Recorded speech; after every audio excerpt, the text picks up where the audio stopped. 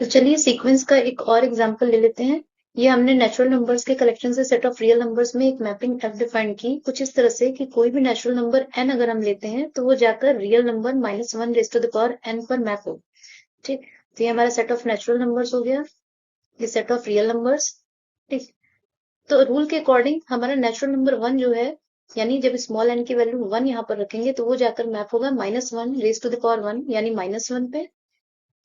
ठीक, तो ये हमारा जो वन है वो जाकर मैप हो गया अकॉर्डिंग टू द रूल -1 पे। नेक्स्ट जब नेचुरल नंबर टू लेंगे यानी स्मॉल एन की वैल्यू यहाँ टू रखेंगे तो रूल के अकॉर्डिंग जो मैप होगा हमारा वो जाकर कहाँ मैप होगा -1 स्क्वायर यानी वन पे। ठीक है, तो ये हमारा जो टू नेचुरल नंबर है वो वन पे मैप हुआ।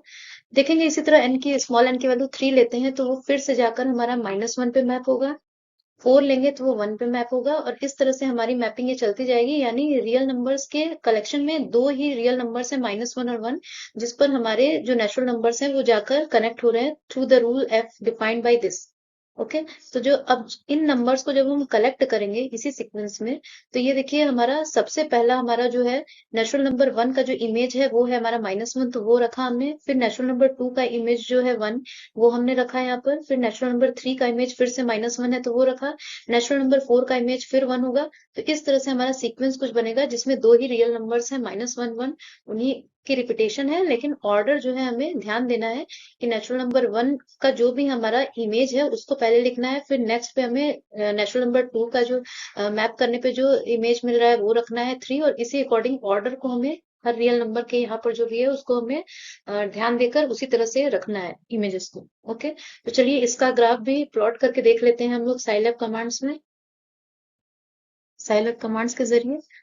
तो इस सीक्वेंस का ग्राफ प्लॉट करने के लिए मैंने कमांड्स को पहले ही सेव करके रखा है, तो ये मैंने यहाँ से कमांड्स को जो है पेस्ट कर दिया। कमांड्स लगभग वही है जो मैंने पिछले ग्राफ में प्लॉट करते समय लिए थे, बस यहाँ पर ये फॉर्मूला हमारा चेंज हो गया है। यहाँ पर formula -1 raise to the power n हो गया है। इसी तरह वाई लेबल जो वाई एक्सिस पे लेबलिंग है वो -1 raise to the power n हो गई, और टाइटल जो ग्राफ का है वो हमारा चेंज हो गया पिछले वाले से। यहाँ पर मैंने जो कलर है ग्रिड लाइन है उसके लिए कोई कलर लाइन स्टाइल कुछ नहीं दिया, सिंपली एक्स ग्रिड लिख के छोड़ दिया है, तो डिफॉल्ट जो भी हमारा स्टाइल है वो अपने आप सेलेक्ट हो जाएगा। चलिए इस प्रोग्राम को हम सेव करते हैं। तो इसे हमने मान लीजिए SEQ12 नाम से हमने ये सेव कर लिया। तो ये देखिए कुछ आउटपुट हमें मिला तो, लेकिन आउटपुट कुछ ऐसा है जो हमें अच्छे से हमारा विजिबल नहीं हो पा रहा है। ठीक, तो यहाँ पर ये जो हमने एन की वैल्यूज लिए लगता है कुछ ज्यादा यहाँ पर हो जा रही है, इसलिए बहुत अजीब सा ग्राफ हमारा अच्छे से विजुअल नहीं हो रहा है। तो चलिए एन की वैल्यू हम 1 से 10 तक लेते हैं ताकि और अच्छे से हमें ग्राफ थोड़ा सा हमारा शो हो सके। ठीक, तो ये देखिए अब एन की वैल्यू 1 से 10 तक जब हमने ली तो थोड़ा सा ग्राफ हमारा अच्छे से विजिबल है। ओके, ये जूम करके भी हम इस तरह से कुछ देख सकते हैं, जूम इन जूम आउट करके। तो ये देखिए एन की वैल्यूज हमने 1 से 10 तक ली थी, तो वन और कॉमन इंक्रीमेंट वन था, तो एन की वैल्यू 1 2 3 4 5 6 7 8 9 10 यहाँ तक है।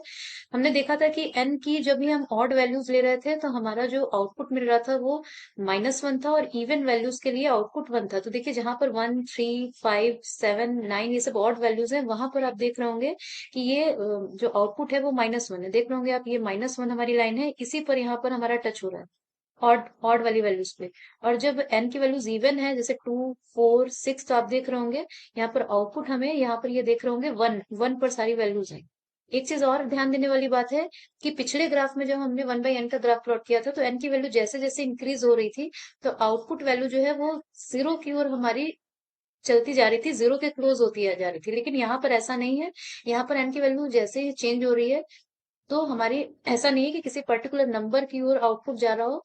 कभी आउटपुट हमारा -1 हो जा रहा है और कभी वन।